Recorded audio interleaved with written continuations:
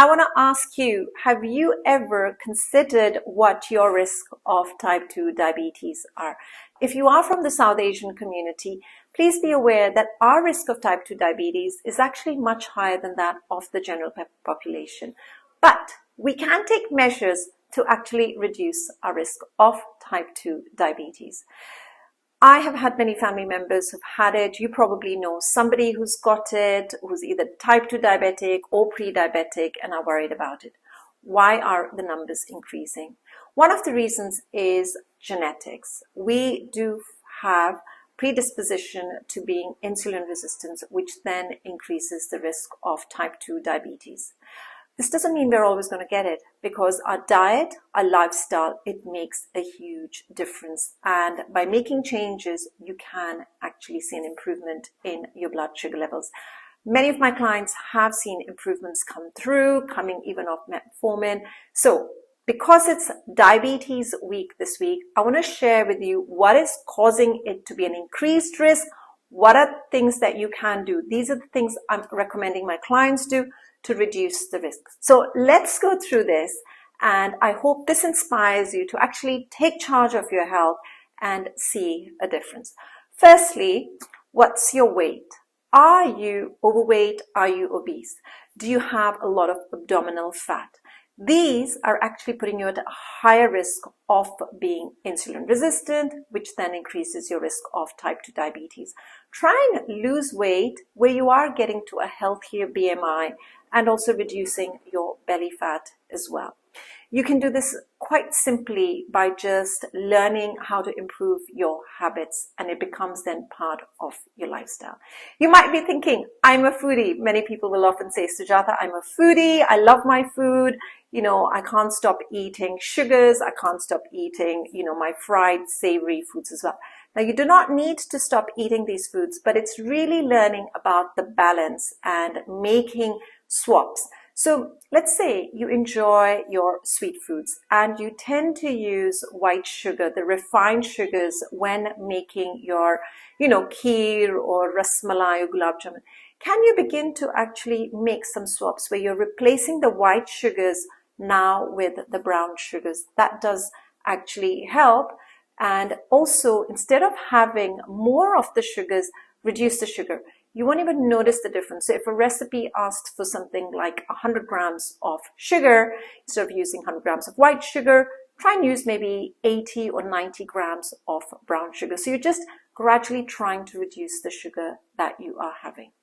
Another reason could be that you don't get enough protein in your diet. If you have a lot of sugar cravings, that's quite likely a reason that you're not getting enough protein. I'm coaching many women who have a vegetarian or even a vegan diet, and they find it difficult to get protein in your diet. You can get proteins from your foods. You can get them from things like your dals.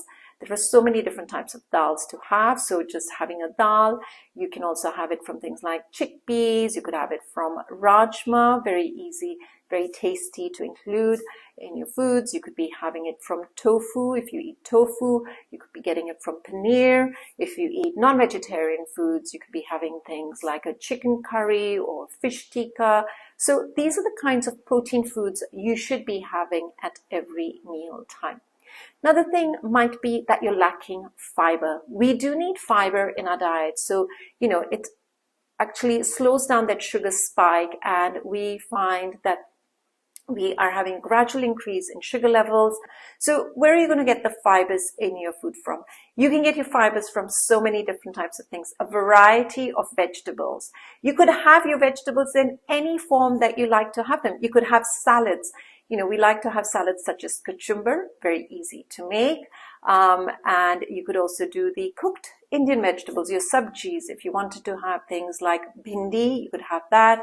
You could have gobi, you could have bangan. So any kind of vegetables that you like to have, please do make sure you always include vegetables.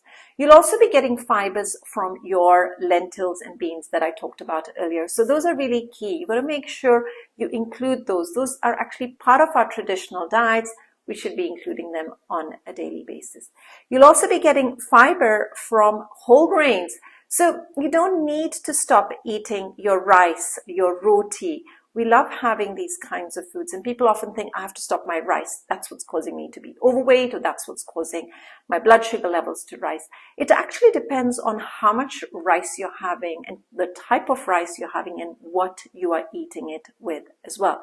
So when you have rice or roti, can you have it as a whole grain? So instead of white rice, please have brown rice. If you're having roti, try and have the whole wheat roti instead of having the refined flour, using the refined flour to be making your rotis.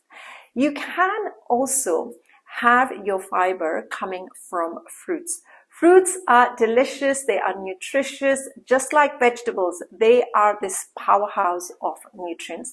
They've got your vitamins, they've got your minerals, they've got your antioxidants, and you can have a variety of fruits. You don't need to stop your fruits, but have your fruits with some healthy fats, healthy fibers, healthy protein, just to avoid, that sugar spike that you might get. Simple suggestion that I tell my clients is when you're having some fruit, just include some healthy protein. So you could have, some berries with a bit of yogurt, right? That goes really well, and it doesn't affect your blood sugar levels rising very quickly. You don't need to avoid things like bananas or pineapple or mangoes, but just don't eat too many of them. I know it's mango season and you must be loving your mangoes right now, but again, don't have like 2-3 mangoes in a day. Rotate the foods that you're having, including rotating the fruits that you are having as well. So these are a few things in terms of your diet that can help you with reducing your risk of diabetes. We don't often think of our fried foods, our savory foods. Those are also going to have an impact on your weight. Those are also going to have an impact on your risk of diabetes. So instead of too many fried foods like your samosas and your pakoras, which are fried, could you bake them? They taste good, and you might think it's not the same taste, but make a delicious chutney to go with it.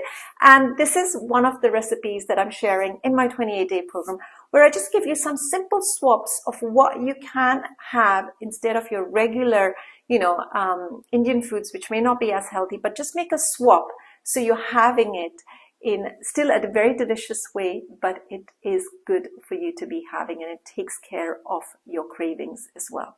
So another thing we've got to do is have water as the main drink that you are having in the day. Don't be having too many juices. Don't be dependent on your sodas or your soft drinks, because again, these are high in sugar. You might be having also things like mango lassi. We love mango lassi, but again, mango lassi is going to be high in sugar. In the 28-day program, I'm sharing with you lots of recipes, including a healthier version of mango lassi that you can be having. You've got to be active. That's going to also help your blood sugar levels. You don't need to necessarily have a gym membership. Just be active through the day by doing some walking. So let's get started by making some changes to reduce your risk of type 2 diabetes. Because if you are at risk of type 2 diabetes, and once you get diagnosed with it, it is going to cause so many more issues later on in the future, because it's going to be affecting your eyes, giving you a risk of things like glaucoma. It's going to be affecting your limbs, which might mean that it affects your mobility later on in the future. It affects your kidneys.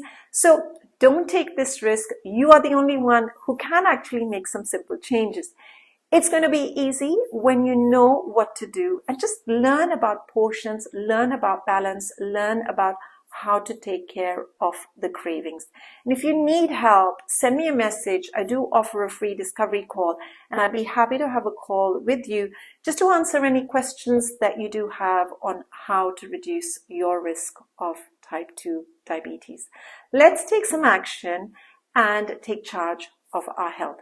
If you are not sure about your risk of type 2 diabetes, I highly recommend speaking to your doctor. Make an appointment to see your GP to get it tested, to then find out, once you've been diagnosed, if you do need to get any treatment for it as well.